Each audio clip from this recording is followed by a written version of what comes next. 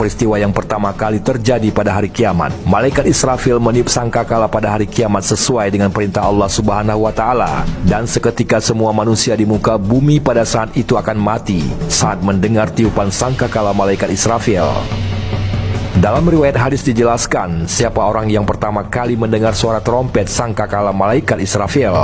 Abdullah bin Amr radhiyallahu anhu memberitahukan, Nabi Muhammad SAW bersabda, apabila sangkakala ditiup, semua orang yang mendengarnya terkulai dalam keadaan mati. Orang yang pertama kali mendengarnya ialah seorang lelaki yang sedang memperbaiki kolam air untuk ternak untanya. Seketika ia mati, matilah pula semua manusia. Kemudian Allah Subhanahu wa Ta'ala menurunkan hujan seperti kabut atau hujan deras. Hujan itulah yang menghidupkan semua tubuh manusia. Lalu sangkakala ditiupkan sekali lagi, serta merta seluruh umat manusia bangkit berdiri dalam keadaan menunggu. Lalu terdengarlah suara, wahai manusia, kemarilah kalian menghadap Rabb Tuhan kalian. Kumpulkanlah mereka semua di tempat pemberhentian untuk memberikan pertanggungjawaban. Hadis riwayat Muslim. Mengenai 3 tahapan tiupan sangkakala. Tiupan pertama, tiupan guncangan.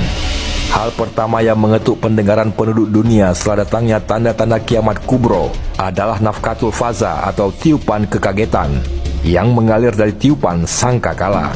Tidak seorang pun mendengarnya kecuali mengangkat lehernya untuk mendengar perkara besar ini. Inilah makna dari firman Allah Subhanahu wa Ta'ala.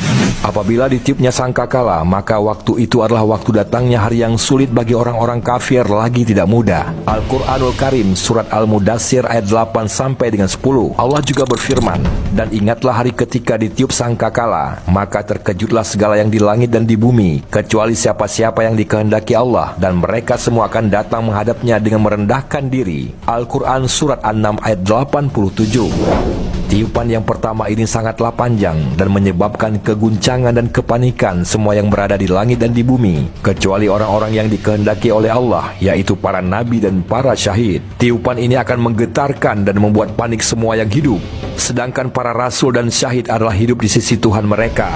Maka Tuhan pun melindungi mereka dari guncangan tiupan ini. Tiupan ini akan mengguncangkan bumi seguncang-guncangnya, mendatarkan gunung dengan bumi selumat-lumatnya, meletuskan gunung-gunung dengan sangat sehingga menjadi debu yang bertebaran, membuat laut-laut saling beradu dan mengeluarkan api yang menyala. Langit akan pecah secara luar biasa dan hilanglah hukum gravitasi yang biasa kita kenal.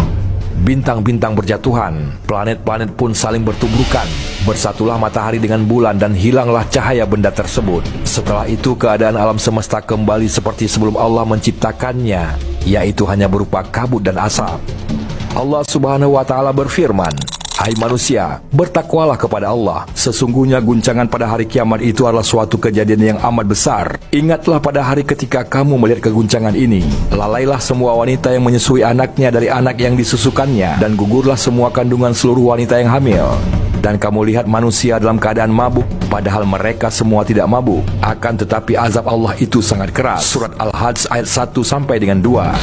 Tiupan kedua, tiupan kejutan, pingsan dari kematian. Pada tiupan kedua ini, matilah semua makhluk yang berada di langit dan di bumi, termasuk para nabi dan syahid, kecuali mereka-mereka yang dikehendaki Allah, yaitu Jibril, Mikail, Israfil, Israel, dan 4 malaikat pembawa arash. Malaikat para pembawa arash berjumlah 4. Maka apabila telah berdiri hari kiamat, bergabunglah mereka kepada 4 malaikat yang lain. Allah Subhanahu wa Ta'ala berfirman, dan ditiuplah sangkakala, maka matilah siapa yang berada di langit dan di bumi, kecuali siapa-siapa yang dikehendaki oleh Allah. Kemudian ditiup sangkakala itu sekali lagi, maka tiba-tiba mereka berdiri menunggu keputusannya masing-masing. Az-Zumar ayat 6.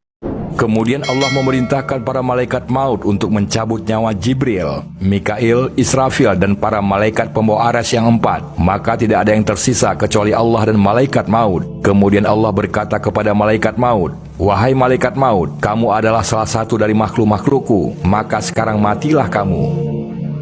Dengan demikian, matilah malaikat maut dan tidak ada yang tersisa kecuali Allah Subhanahu wa Ta'ala, perkasa, yang hidup dan yang tak pernah mati, yang awal yang tidak ada sebelumnya sesuatu apapun, yang akhir yang tidak ada sesudahnya sesuatu apapun. Kemudian Allah berkata, akulah raja, akulah penguasa. Di manakah raja-raja bumi? Di manakah para penguasa? Di manakah orang-orang yang sombong? Dan untuk siapakah kekuasaan pada hari ini? Tidak ada yang menjawab satu makhluk pun, karena mereka sudah mati. Maka Allah Subhanahu wa Ta'ala menjawab sendiri dengan berkata, Akulah yang Maha Esa lagi Maha Perkasa. Diriwayatkan dari Abu Hurairah radhiyallahu anhu, ia berkata, Rasulullah sallallahu alaihi wasallam bersabda, jarak waktu antara dua tiupan sangkakala itu ada 40. Mereka bertanya, wahai Abu Hurairah, apakah 40 hari? Ia menjawab, aku tidak dapat menyebutkan. Mereka bertanya lagi, 40 bulan? Ia menjawab, aku tidak dapat menyebutkan. Mereka bertanya lagi, 40 tahun? Ia menjawab, aku tidak dapat menyebutkan. Kemudian Rasulullah SAW bersabda lagi, lalu Allah menurunkan hujan, sehingga mayat-mayat tumbuh bangkit seperti tumbuhnya tanaman sayuran. Tidak ada satu bagian tubuh manusia, kecuali semua telah hancur selain satu tulang, yaitu tulang ekornya. Dan dari tulang itulah jasad manusia akan disusun kembali pada hari kiamat. Tiupan ketiga, tiupan kebangkitan. Makhluk yang pertama dihidupkan oleh Allah Subhanahu wa Ta'ala adalah malaikat Israfil, sang peniup sangkakala. Kemudian Allah Subhanahu wa Ta'ala memerintahkan malaikat Israfil meniup terompet kebangkitan. Pada sur, terompet sangkakala terdapat lubang-lubang yang banyak sesuai dengan jumlah roh atau nyawa semua makhluk. Maka Israfil pun meniupnya dan terbanglah semua roh ke jasadnya masing-masing. Arwah kaum mukminin akan terbang dengan memancarkan cahaya, sedangkan arwah kaum kafir akan menimbulkan kegelapan. Kemudian Allah Subhanahu wa Ta'ala berkata, demi kebesaran dan keperkasaanku, semua roh harus benar-benar kembali kepada jasadnya yang dulunya ia huni di dunia. Dengan demikian bersemayamlah setiap roh di jasadnya, dan setiapnya akan bangun dari kuburnya masing-masing, sedangkan kepalanya masih bergelimang tanah, dan berkatalah orang-orang kafir, ini adalah hari yang sulit. Sedangkan orang-orang mukmin berkata, segala puji bagi Allah yang telah menghilangkan kesedihan dari kami. Setelah mereka dibangkitkan kembali, kemudian para makhluk akan digiring ke padang mahsyar menghadap Tuhannya.